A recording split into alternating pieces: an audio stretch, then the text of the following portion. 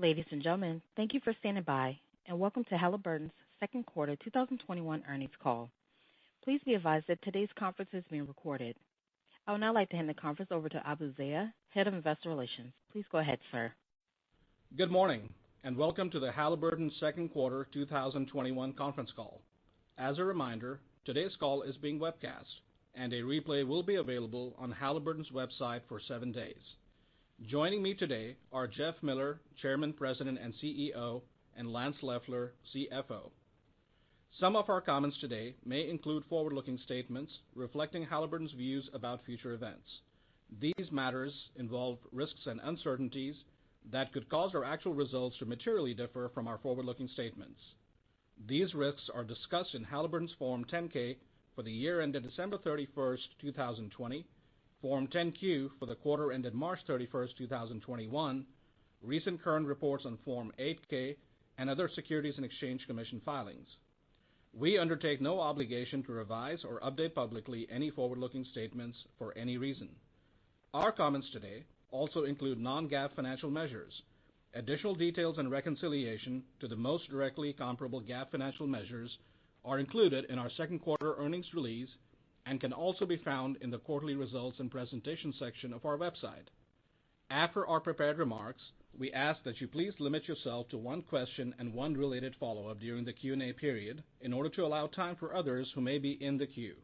Now, I'll turn the call over to Jeff. Thank you, Abu, and good morning, everyone. Our performance in the second quarter demonstrates that our clear strategy is working well, and Halliburton's strategic priorities are driving value. Let's get right to the highlights. Total company revenue increased 7% sequentially as both North America and international top line continued to improve. Operating income grew 17% with solid margin performance in both divisions. Our Completion and Production division revenue increased 10%, driven by the strength in U.S. land completions. C&P delivered operating margin of 16% in the second quarter, reaching 3-year highs. Our Drilling and Evaluation division revenue grew 5%.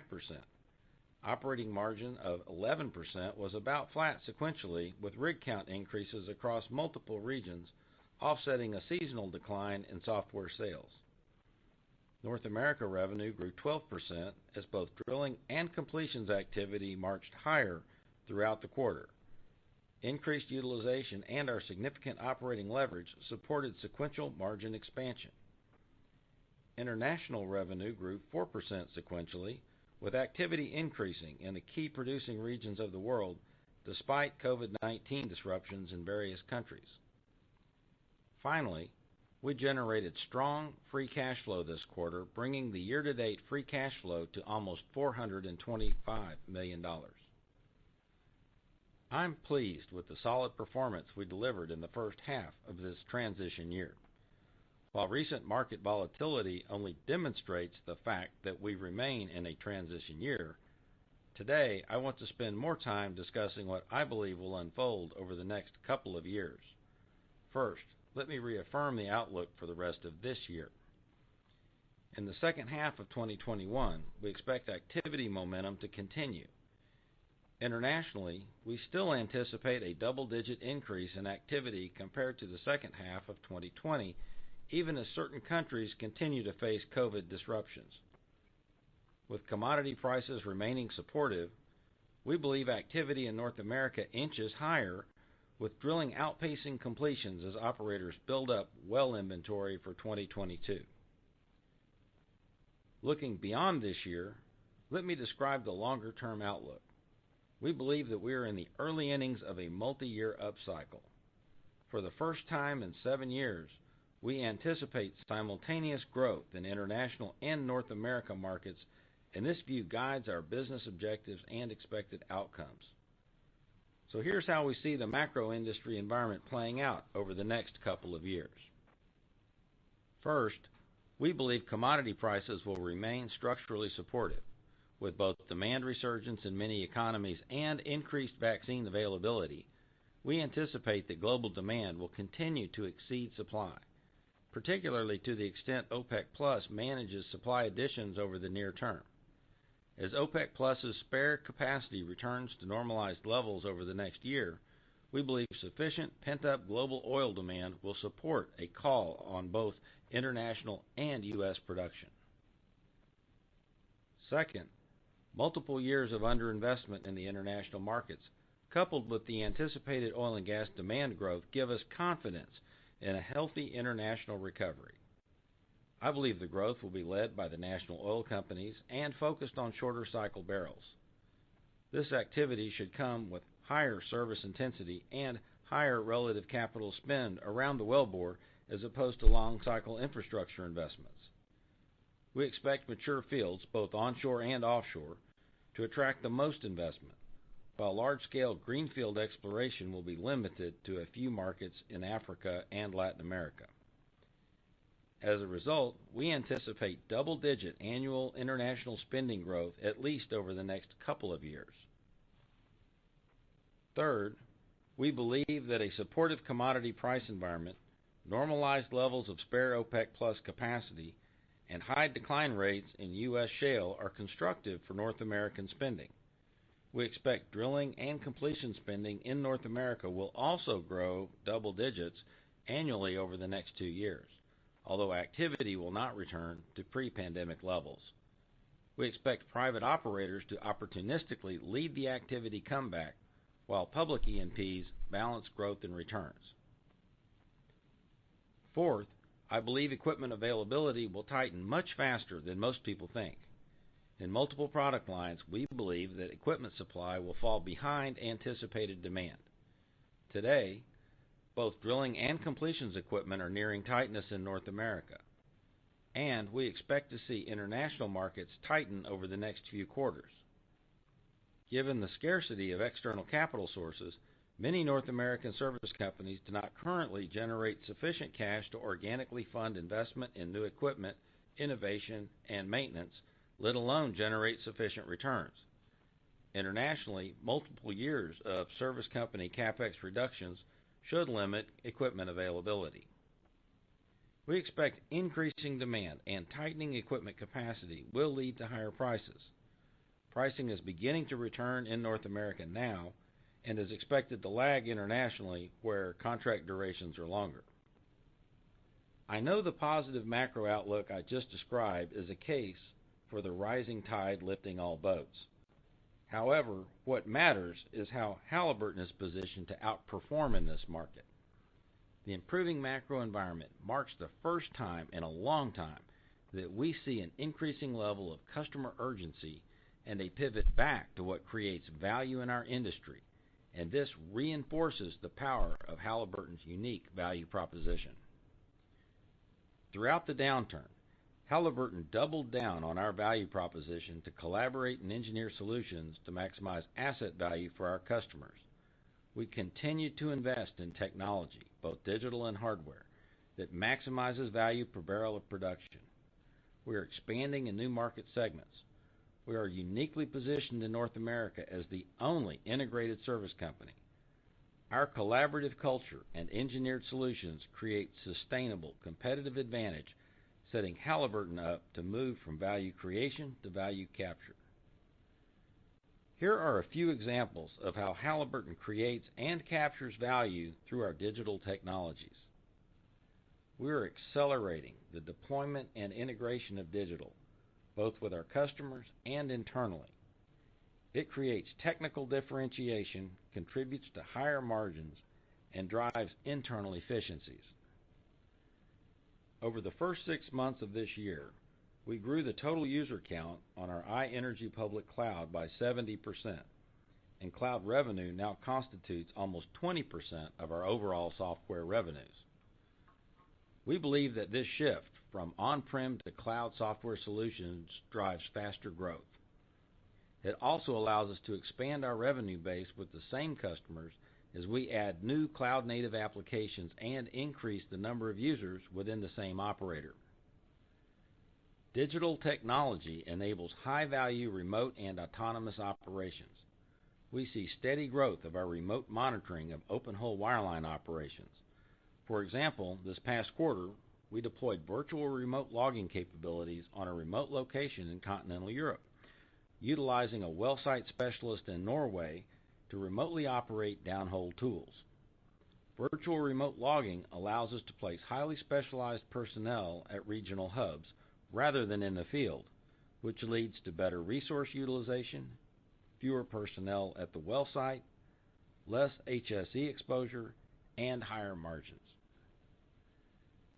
We also deployed digital and automation in our drilling operations across the globe, both on discrete and integrated contracts. Over 75% of our iCruise drilling system runs are fully automated today, and we expect all runs to have some automation by the end of this year. Across Europe and Eurasia, we increased the number of automated jobs fivefold since the beginning of this year. Drilling automation directly translates to top-tier customer performance. For example, over the last 2 years, it allowed us to improve the rates of penetration by approximately 25% on a Middle East lump sum turnkey project and on another integrated contract in the North Sea. Moreover, digitalization and automation improve the resource efficiency of our own operations. In the second quarter, on an NOC project in Russia, we reduced rig site personnel by 40%. Separately, for an IOC in the Caspian, we captured cost efficiencies through using a remote operations center to monitor and control drilling jobs. Halliburton's differentiated drilling technologies penetrate the market and deliver results for our customers. Our multi-year investment in drilling technologies is paying off, and we believe we are on the right path to outgrow the market as international drilling activity ramps up. Our drilling technologies deliver top quartile performance on discrete contracts and form the core of our integrated project management offering. This past quarter, on a challenging gas project on Russia's Yamal Peninsula, the Halliburton project management team drilled 8 horizontal wells 36 days ahead of plan with 0 HSE incidents. In close collaboration with our customer, we maximized drilling performance and accelerated the operator's production.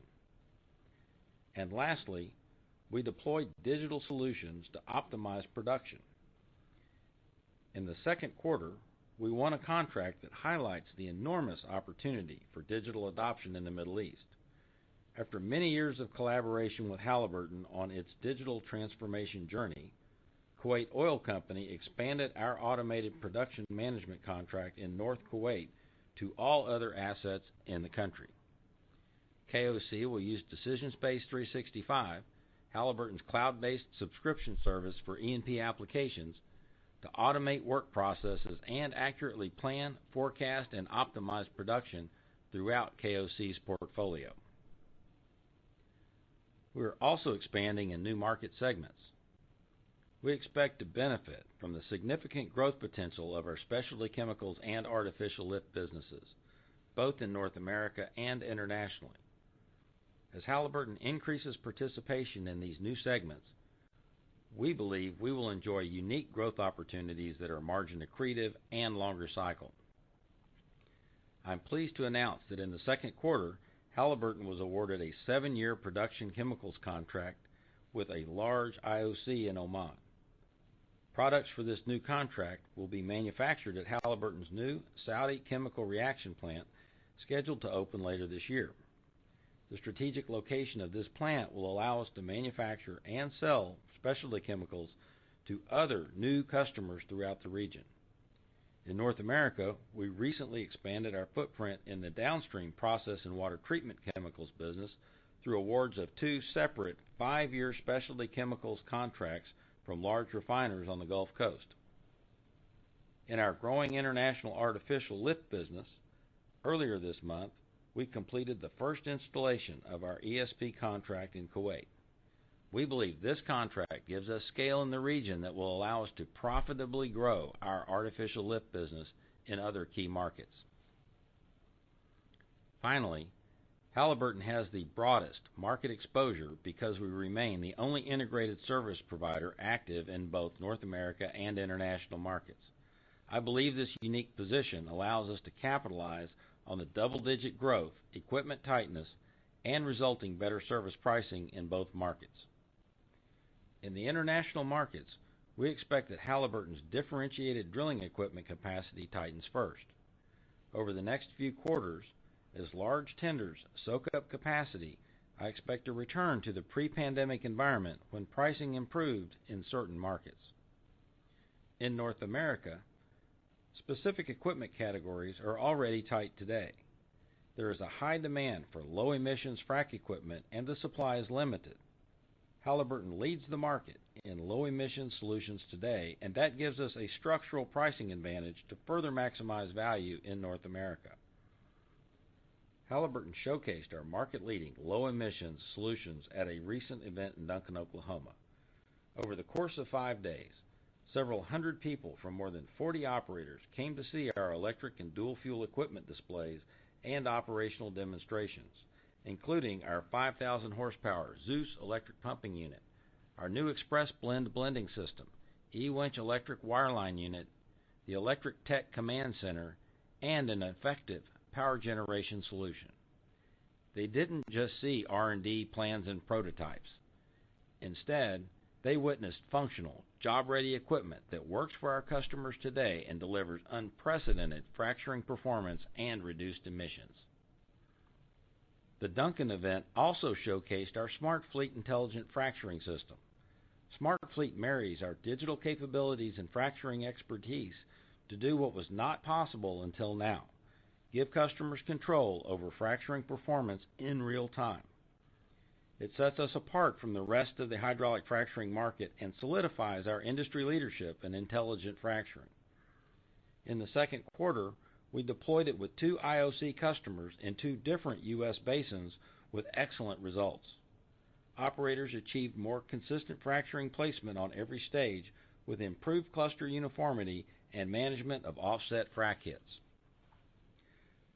SmartFleet, paired with our premium low emissions equipment, creates a powerful combination of Halliburton's leading technologies to deliver superior production results, reduce environmental impact, and drive a strong margin differential for Halliburton. We believe that our unique value proposition, combined with customer urgency and equipment tightness in the U.S. and international markets, will improve pricing for our differentiated equipment and services. As our equipment reaches sustained levels of higher utilization in North America, we are now moving from passing on inflationary cost increases to setting net pricing higher, and we expect this trend to accelerate into 2022. Internationally, pricing will take longer to catch up to North America and will first manifest itself on discrete contracts in underserved markets. We expect large tenders to remain competitive, but our strategic priority is clear: deliver profitable growth as the recovery unfolds. We expect improved pricing, higher utilization, and our significant operating leverage will deliver strong incrementals for Halliburton in this upcycle. In the face of both current and expected demand increases, we remain focused on improved returns and capital efficiency and expect our overall capital investment to stay in the range of 5 to 6% of revenue.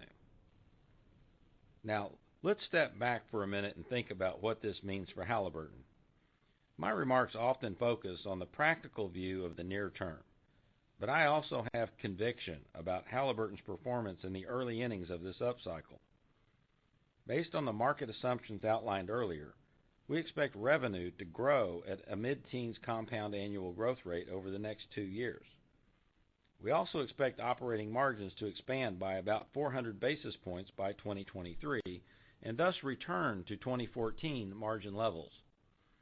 We are committed to driving significant free cash flow and returns for our shareholders as this multi-year upcycle unfolds. This earnings power results from the execution of Halliburton's strategic priorities. I am confident that our focus on technology differentiation, digital adoption, and capital efficiency positions us for profitable growth internationally and maximizing value in North America. Now I will turn the call over to Lance to provide more details on our second quarter financial results. Lance? Thank you, Jeff, and good morning. Let me begin with a summary of our second quarter results compared to the first quarter of 2021. Total company revenue for the quarter was $3.7 billion, and operating income was $434 million, an increase of 7% and 17% respectively. Higher equipment utilization and our significant operating leverage supported these strong results as rig counts moved up globally in the second quarter. Now, let me take a moment to discuss our division results in a little more detail. Starting with our Completion and Production division, revenue was $2 billion, an increase of 10%, while operating income was $317 million, or an increase of 26%.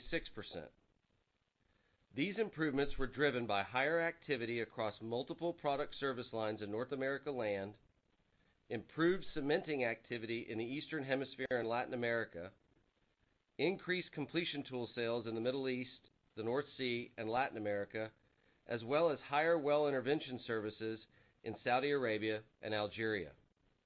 These improvements were partially offset by lower stimulation activity in Latin America. In our Drilling and Evaluation division, revenue was $1.7 billion, an increase of 5%, while operating income was $175 million, or an increase of 2%. These results were driven by improved drilling-related services and wireline activity across all regions, along with increased testing services in the Eastern Hemisphere. Partially offsetting these improvements were reduced software sales globally. Moving on to our geographic results. In North America, revenue increased 12%, primarily driven by higher pressure pumping services, drilling-related services, and wireline activity in North America land, as well as higher well construction activity in the Gulf of Mexico. Partially offsetting these increases were reduced software sales across the region. Turning to Latin America, revenue was flat sequentially, primarily driven by increased activity in multiple product service lines in Mexico, higher fluid services in Brazil, as well as additional completion tool sales in Guyana. These results were offset by lower stimulation activity in Argentina, Mexico, and Brazil, decreased software sales across the region, and lower project management activity in Mexico and Ecuador. In Europe, Africa, CIS, revenue increased 7%, resulting from increased activity across multiple product service lines in Russia, Norway, Algeria, and Ghana. These increases were partially offset by lower software sales across the region and lower activity in Nigeria. In the Middle East Asia region, revenue increased 5%, resulting from improved activity in multiple product service lines in Saudi Arabia, improved well intervention services across the region, increased drilling-related services in Oman, higher completion tool sales in Kuwait, improved well construction activity in Australia, and increased pipeline services in China.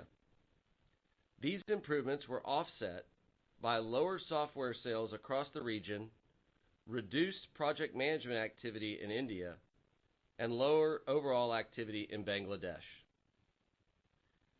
In the second quarter, our corporate and other expenses totaled $58 million.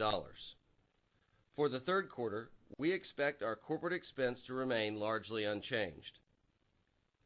Net interest expense for the quarter was $120 million and should remain flat for the third quarter.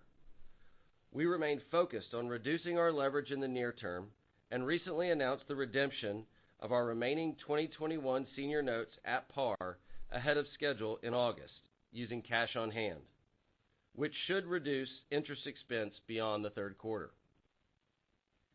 Our effective tax rate for the second quarter came in better than expected at approximately 22%, benefiting from several one-time discrete items.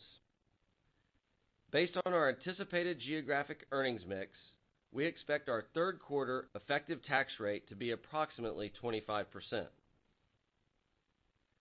Capital expenditures for the quarter were approximately $190 million and will continue to ramp up for the remainder of the year. However, we will stay within our full-year target of 5 to 6% of revenue.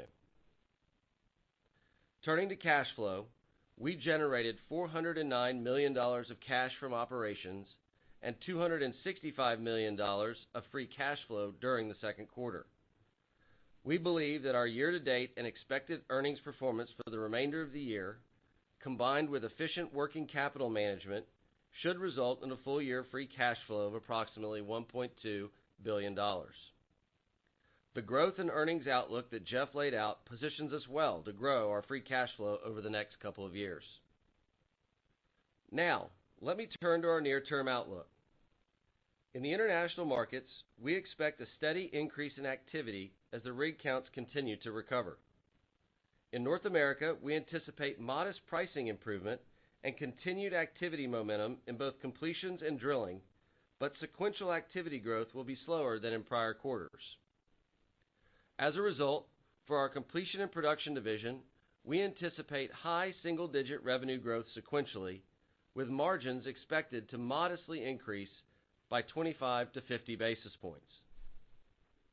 In our drilling and evaluation division, we anticipate sequential revenue growth of 3 to 5% due to continued rig count increases globally and a margin increase similar to that of our C&P division. I will now turn the call back over to Jeff. Jeff? Thanks, Lance. Before I wrap up our discussion today, I want to thank our employees for their terrific execution on our value proposition, dedication to Halliburton, and excellent service delivery for our customers. Now, let me summarize what we believe and expect will unfold. We are in the early innings of a multi-year upcycle. As oil demand exceeds supply, the macro environment will be constructive for both international and U.S. markets. Halliburton's unique value proposition, integrated services portfolio, and differentiated technologies position us to outperform in this market. We have significant growth potential in new markets with our specialty chemicals and artificial lift businesses. Our technical differentiation allows us to disproportionately benefit from equipment capacity tightening across markets. Improved pricing, higher utilization, and our significant operating leverage will deliver strong incrementals for Halliburton in this upcycle. We will continue to execute on our strategic priorities and remain committed to driving strong double-digit growth, margin expansion, significant free cash flow, and returns for our shareholders as this multi-year upcycle unfolds. And now, let's open it up for questions. Thank you. To ask a question, you will need to press star one on your telephone. To withdraw your question, you may press the pound key. Please stand by while we compile the Q&A roster. Our first question comes from James West with Evercore ISI. Your line is open. Thanks. Good morning, gentlemen. Good morning, James. Good morning, James. So, Jeff, you gave a great outline of what you see as this multi-year expansion for the business, and we certainly agree with what you're suggesting. How do your customers, when you're looking at the mosaic of all your different customers in all the different regions, are they aligned with kind of that view that it's time to get after it? We need to put some supply onto the market and get going.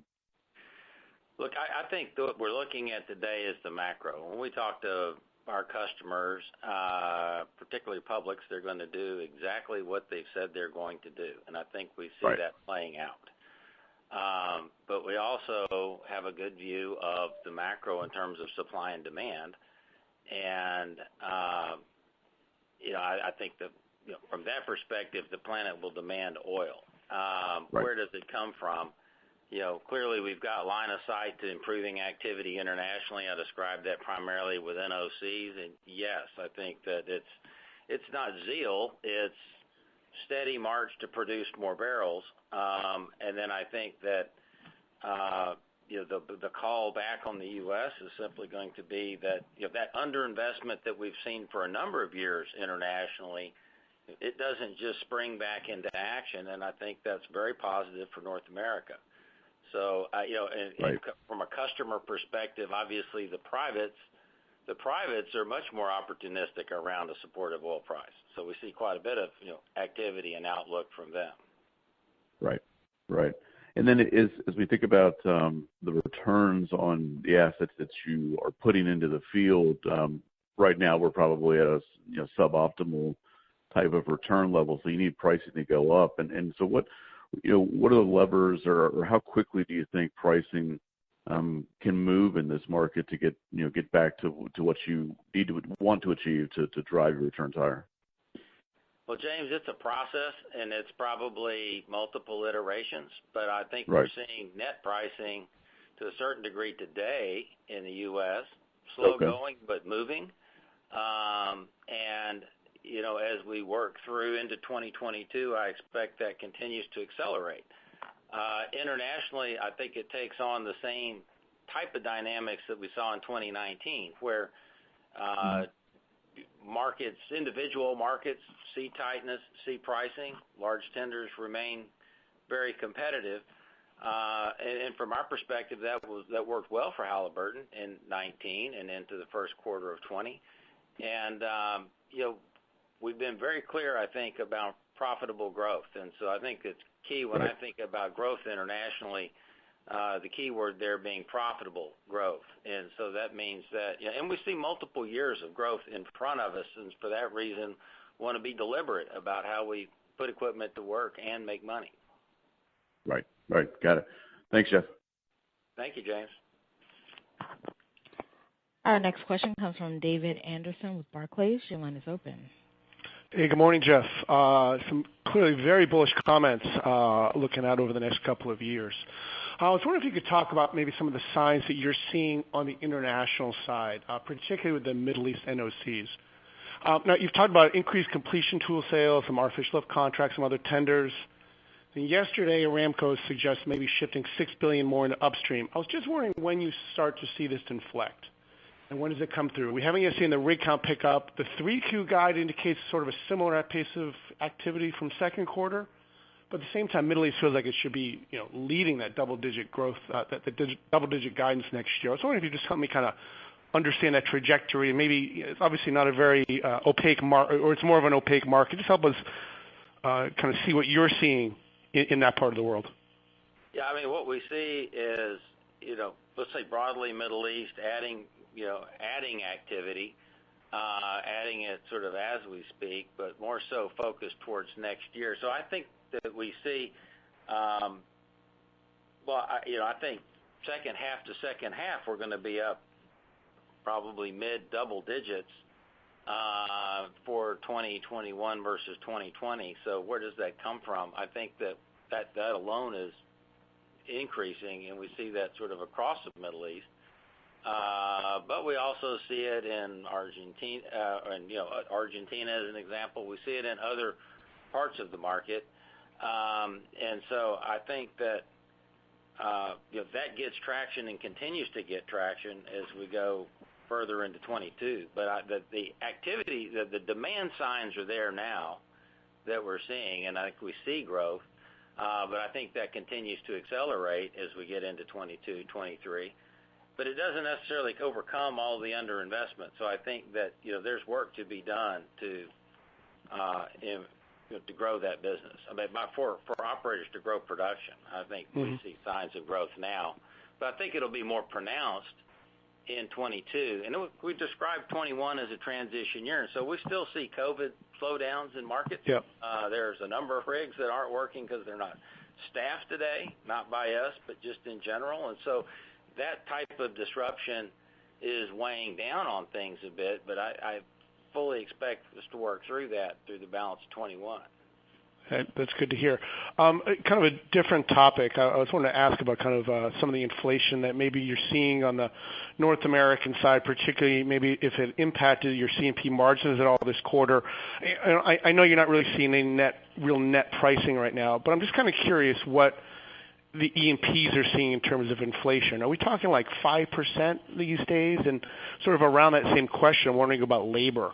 If we do see this increase next year in E&P budgets, and assuming completion crews are added over the next 12 months, the industry doesn't really seem ready for that labor-wise. I'm just kind of curious how that inflation could kind of start working its way through, and obviously that could lead to net pricing at some point. But maybe just talk about some of those components that you're seeing on the North America side, please. Yes, I can speak to what we see in terms of inflation, and it's we saw inflation in many parts of our business, whether it's maintenance in particular, cost of parts and people to do it. But we've also been able to pass that along, and in certain cases I think as we get through the second half of this year, we're seeing some net pricing now, and I think we'll see more of that, more so as we go into 2022. But the ability to recover inflation is an important step also. In the range, is it 5 to 10%, 5%? It moves all around depending on the category. From a people perspective, we've been able to staff our equipment. We've got a very large footprint and have access to lots of people. And so, we have seen some attrition or turnover, but we've also been able to replace folks fairly efficiently. All right. Thanks, Jeff.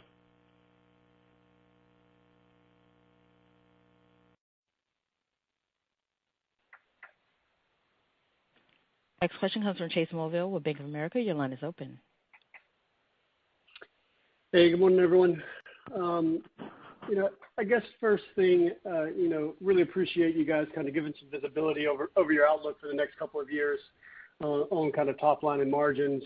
And kind of looking back, if we were to go back to kind of pre kind of 2014 levels and basically look at the prior decade, you sustained 20% plus EBITDA margins for basically a decade, and that even includes the 2009 downturn. And so, you've given us guidance that EBITDA margins will get comfortably above 20% over the next couple of years. So I guess two questions. Number one, when do you think we will get back to that 20% EBITDA mark? Are you comfortable that, it's first half of next year, second half of next year? And then once we get there, how sustainable is 20% EBITDA margins? We haven't been above 20% since before 2014, but how sustainable do you think that 20% EBITDA margins will be over the next cycle? Yeah, thanks. Look, I think I've given you my outlook over the next couple of years. And so, over that period of time, we approach and then exceed, those numbers that we got to in 2016. I think the most important part of this is the sustainability of that. And I feel like we see the strengthening macro and our unique competitive position in the marketplace, very sustainable. I think we're back onto footing that, we have to produce more. The things that we do to create value become more important, and that's, an example being the technology in our equipment in North America, or our drilling technology, different elements of technology, whether it's digital or lift. But all of those things are what are so important in a market that requires more barrels, and that's what we see unfolding. And so, I think very sustainable. I've described it as the early innings. I think these are the early innings of at least a 9-inning game to be played. And so I am really convicted and excited about the outlook. Okay. All right. A quick follow-up. You've given us this, couple year outlook. Obviously that's going to lead to some pretty strong free cash flow. You're paying down the 2021 notes here. So what's the plan for excess free cash flow, as we kind of get into 2022 and leverage ratios get to more comfortable levels? Is it a dividend bump, a special dividend, buybacks, M&A, or just build cash on the balance sheet? Yeah, Chase, this is Lance. I'll take that. Look, I think you're right. In the near term, we're focused on trimming our debt levels. I think that focus, a good example of that focus was what we plan to do this month or early next, actually, with the $500 million maturity that we have coming due, paying it down with cash. Look, I think we're getting to a point where we're continuing to strive to cut our debt levels to get back to that 2 times debt to EBITDA leverage ratio that we've talked about before. But I mean, I think we are getting to a point where we intend to return more cash to shareholders, whether in the form of a dividend or a share repurchase. Not willing to commit to that at this point, but it's certainly something that we think is an and type scenario. So we continue to trim our level of debt and improve the level of cash that we send back to shareholders. Okay, perfect. Thanks, Lance. Thanks, Jeff. I'll turn it back over. Thanks, Chase. Thank you. Our next question comes from Scott Gruber with Citigroup. Your line is open. Yes, good morning. Good morning. Morning, Scott. Morning. So I wanted to get some more color on the encouraging pricing trends here in North America. So is the net pricing that you're garnering, is that going to impact margins much in the second half? I ask because when we look at the 3Q guide, the embedded incrementals look to be kind of on the order of 20%. And I would just think, it would be something greater than that if it was, really having a big impact. Is there just a time lag here? Are there other offsets, maybe on equipment sales, or do we just really need to see, a little bit more activity growth to see pricing take a bigger leg higher into 22? Yeah, as I said, it's not across the board. It is a process, but we are seeing net pricing in certain pockets and certain things today, and I expect that accelerates, as I said, into 2022. But clearly, let's take ESG-friendly equipment. That is in very short supply. We have a leading position in dual fuel electric, Tier 4 also. And so in all those categories, that's what the market demands, and that's structurally, because of our large footprint there, we have a structurally differentiated position. But that equipment isn't everywhere, and that equipment is, some under contract, some is not is moving. And so, I think what's important at this point is that we're negotiating up and not down, and that's sort of a different dialogue than what we've had, and that's what we're seeing today. So does that, do you see all of that in Q3? Absolutely not. But what you do is you see us on a journey now that's different than the one that we've been on, and that's where we are. That's great to hear. And then turning to the digital contract wins, which were great to see. A couple questions there on the impact on margins. First, just so we can dimension it, do the digital revenues and margin all flow through D&E, or when you have completion of production apps, does some of it hit C&P? And then more importantly, how do we think about the real timing and magnitude of the benefit to margins? Is there much of a benefit during the second half, through the initial deployment and scaling up in places like Kuwait, or is it more to come in 22 and 23? And then, particularly for D&E, it's been a segment where you guys have been, pushing to structurally lift margins over the last couple of years. How do the digital wins in the digitization of the industry and Halliburton's participation really, push where the D&E margin could go on a more normalized basis, as we get deeper into recovery? Well, thank you.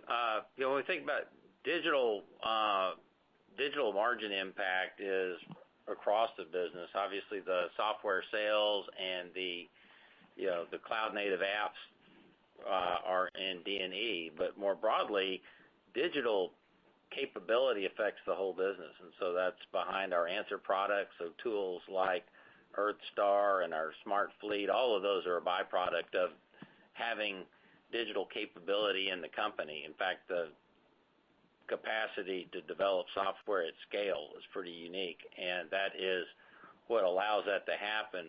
The third way we consume software, and this has an impact also on the entire business, is the ability to consume the solutions ourselves and reduce our own costs. So I would argue a large part of our ability to, for example, last year reduce the roof line by 50% was rooted in our ability to do things digitally that removed many steps and changed the processes and took people out. And so that's why careful how we describe that. I think that clearly it's a contribution to D&E, but I would say that the contracts we've described are all good contracts, but they ramp up. By ramp up, they get started. It's a consultative process, and so I would expect later this year, or really more so into 22 and beyond. And I think these build one on top of another and become very sustainable over time.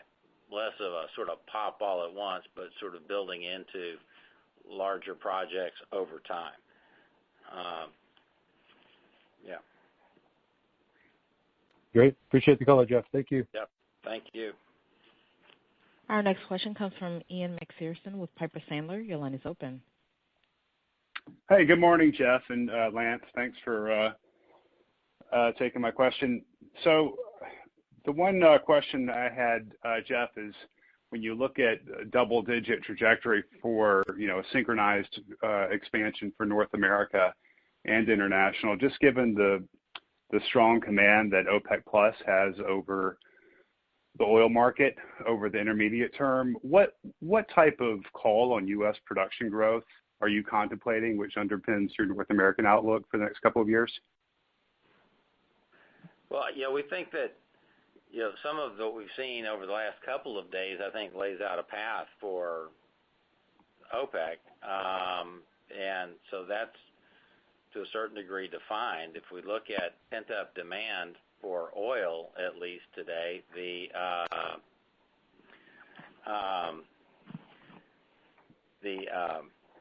if we look up the pent-up demand that we see for oil today, if we're at 98 million barrels a day now, the economy feels more than 2 million barrels shut in to me. In fact, probably 4 million barrels consumed in aviation alone.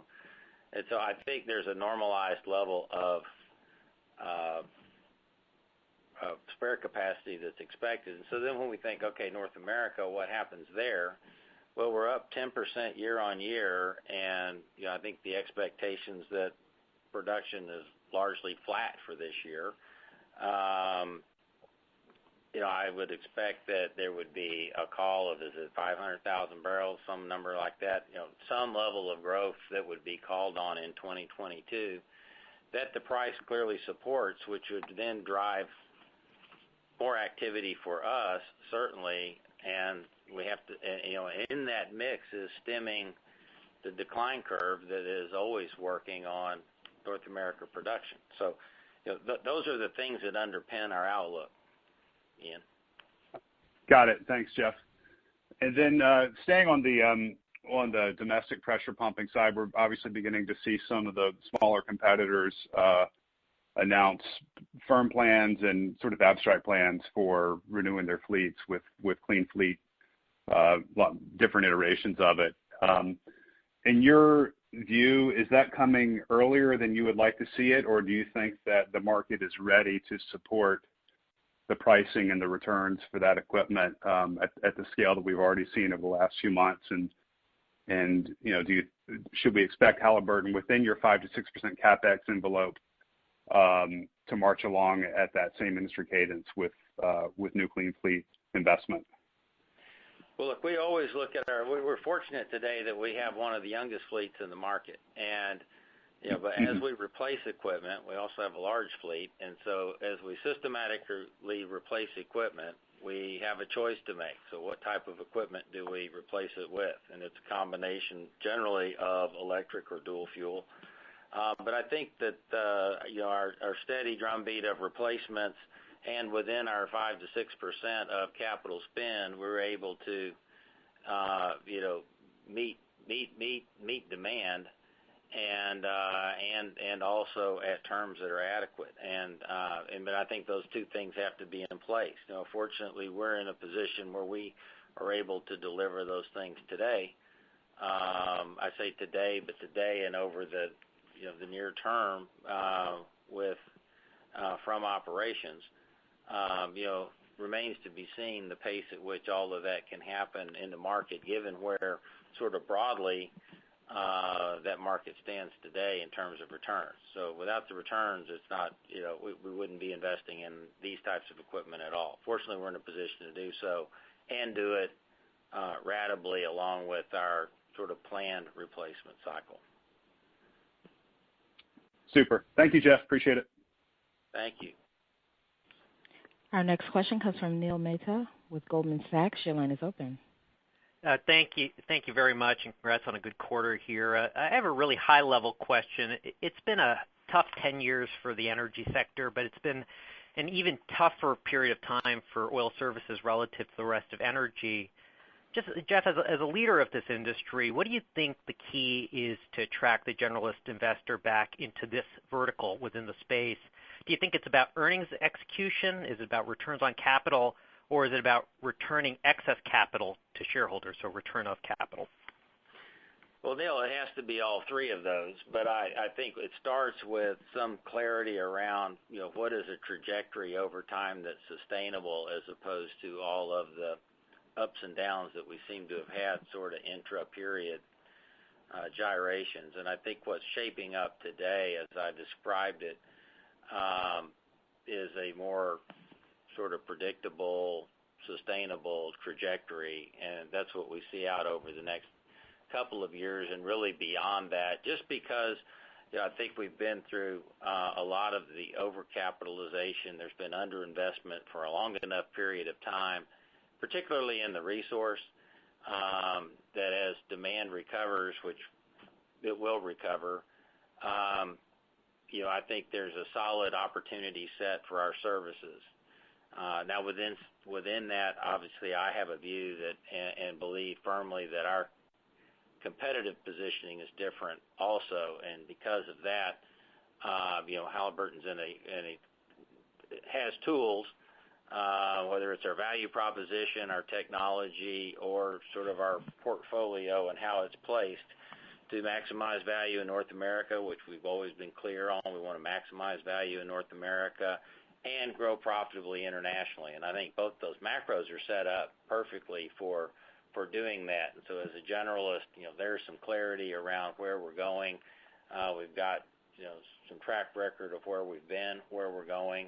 And I think that sets up well for a generalist investor.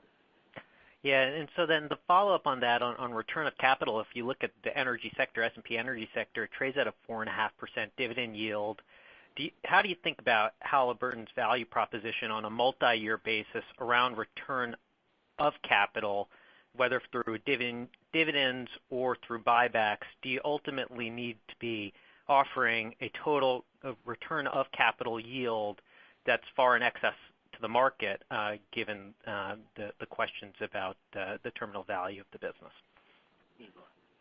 Well, I think, Neil, it's a great question, and I think that we're going to continue to reevaluate what it means for us in the near term as we continue to grow into this recovery. We certainly believe that we need to improve those yields today on a dividend basis, but we're going to continue to look at and get comfortable with the forward free cash flow profile, what we think that this business, we believe, can generate in these out years that Jeff discussed. But clearly we believe it requires improvement from where we are today. There may be one follow-on to that, Neil. Strategically, we have changed the cash flow profile of our business, and that was the shift from 10%, 11% of revenues going into capital down to the 5 to 6%. But what that does is that sets Halliburton up to do those things. And so I think it's our view, and the change in our cash flow profile will certainly aid that process. Both.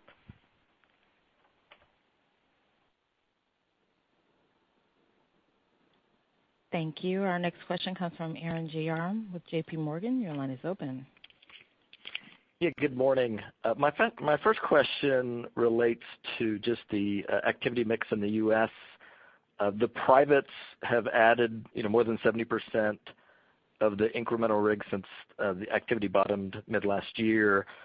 I guess my first question is, what is your expectation around the mix of public company activity next year once some of the OPEC barrels are returned? And Do you think that a higher mix of public company activity are you indifferent about that, or do you think it's helpful to your revenue growth and margin opportunities relative to industry next year?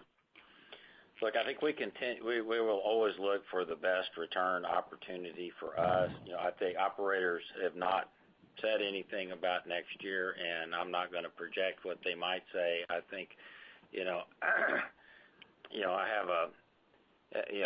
we can see what the demand sort of looks like to us as we look out into next year. But I also think that every operator will make their own decisions around how they deploy their capital. And, overall, a supportive commodity price, which we see, creates headroom for our clients,